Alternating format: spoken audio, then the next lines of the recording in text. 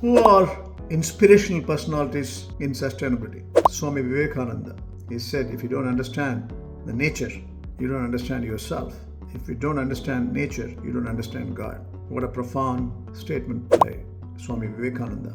Mahavir, he talked about the 5 powers, and synchronized journey in livinghood is ultimate realization. You are integral part of the cosmic celestial substance. Simple way of living, integrating your life with the environment, is the self-realization. That is Mahavir. Dr. Grove, Dr. David Attenborough, Wangari Maathai from Africa, Dr. R.K. Pachori, who created enormous awareness in terms of global compactness and global awareness in terms of global warming and climate change. He integrated young and old generation, intergenerational gap he was trying to fix. He was a Nobel laureate.